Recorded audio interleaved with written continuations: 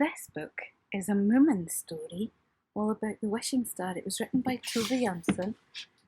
She's worked really hard for a long time to make children happy with her stories. This book has lots of words in it, so I'm going to have to look at it and show you the words at the same time. Summer was drifting lazily towards autumn in Moomin Valley. The days were becoming a little shorter and a little cooler. Moomintroll had spent the afternoon exploring and had discovered the perfect spot to enjoy the fine weather while it lasted. It was a quiet, sheltered pool near the foot of a mountain. "Ee-oo," sang Moomin contentedly as he bathed. Then something caught his eye. A small white something glistening just below the surface of the water. Moomintroll fished the something out. It was a little pebble, perfectly round and perfectly smooth. Moomin turned it over in his hands, gazing at it admiringly. It had a silvery white gleam that seemed almost magical. What a treasure, thought Moomin. Eager to show his friends, Moomin climbed out of the pool, shook himself dry, and hurried back to the Moomin house. Moomin arrived home to find everyone outside on the veranda, having supper. He proudly showed them his pebble. "Oh, it's beautiful," said Snork Maiden. "Look how it shines like starlight." Her eyes widened with wonder. "Imagine if that's what it is, a falling star." At this, Sniff became so excited he dropped the syrup spoon. "If it is a falling star," he cried, "it'll give you a wish, Moomintroll." The mention of a wish led to great excitement. Snork Maiden clapped her hands, laughing gleefully. "I know what I'd wish for," she said. "An elegant silver tail ring." "Emeralds," cried Sniff, hopping from one foot to the other. "Or perhaps diamonds? No, a treasure chest filled with gemstones." Moomintroll stared at his pebble. Could it be a star? If it was, how would he decide on a wish? He gave a little jump as Moomin Mamma touched him on the shoulder. "Remember that it is your wish, Moomintroll," she murmured. "No one else can tell you what to wish for." Moomin nodded and slipped away to the quiet of his room to give the matter some serious thought. But the more Moomintroll thought, the harder he found it to choose a wish. Was it wrong to use it for himself? He imagined how delighted Snork Maiden would be with a shiny new tail ring. Or perhaps a rosebush for Mamma's garden, thought Moomin. Or bookends for Papa. The night got darker and darker, and Moomin rubbed his eyes. Was it his imagination?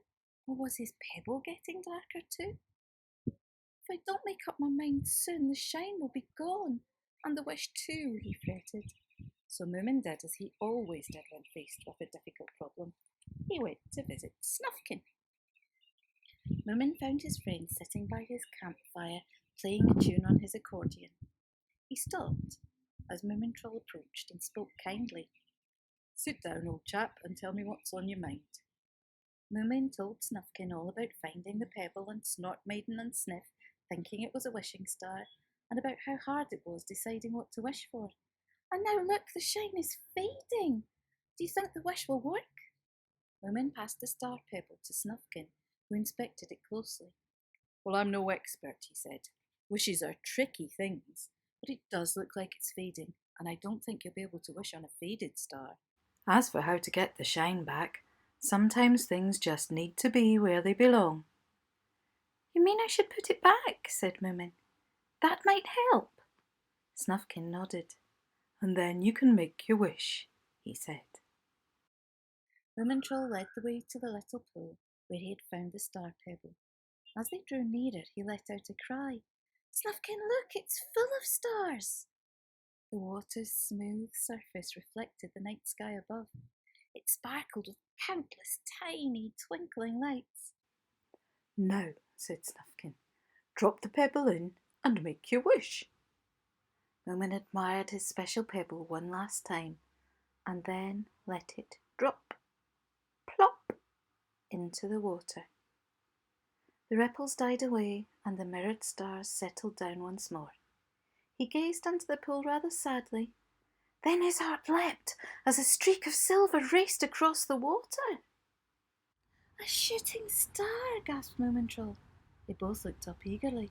"There's another and another! Oh, Snufkin," he continued without thinking, I wish everyone were here with us to see them. There you are, said Snufkin. That's your wish. Moomin was taken aback. Was it? He asked. Hardly noticed. How will it come true? Well, it's very tricky to tell with wishes. You'll have to wait and see, said Snufkin. They watched the stars together for some time. At last, tired but happy, they made their way home. At breakfast the next morning, Moomin told everyone to prepare for a secret expedition that night. Oh, Moomin Troll, cried Snort Maiden. Where are we going? Is this to do with your wish? But Moomin wouldn't say anything. He only smiled. How lovely, dear, said Moomin Mamma. I'll make a plum cake. Moomin's tummy felt more and more tingly all day as they packed up a picnic and blankets and waited for the sun to set. Nightfall seemed to take a very long time to come. That night, the whole family gathered by Moomin Troll's pool. Moomin was so excited that he couldn't sit still, and he barely nibbled at his slice of plum cake. But the night got later and later. No shooting stars appeared. Moomin's tummy felt more tingly than ever. Moomin Mamma noticed his ears drooping and asked him what was wrong. Oh, Mamma, it's my wish. I saw the most amazing shooting stars, and I wish that everyone could see them too. But I must have made the wish wrong, and now it's lost forever, cried Moomin. Moomin Mamma stroked his head. Oh, Moomin Troll, my Moomin Troll, don't be upset. Wishes are very tricky things. Maybe it'll come true tomorrow night. Just then, a shining star streaked across the sky. Did you see that? Gasped Snort Maiden. There's another one, and another. Look, look, cried Sniff. Moomin clapped his hands with delight before lying back on the ground to gaze at the stars. I wish it did come true, after all, he whispered.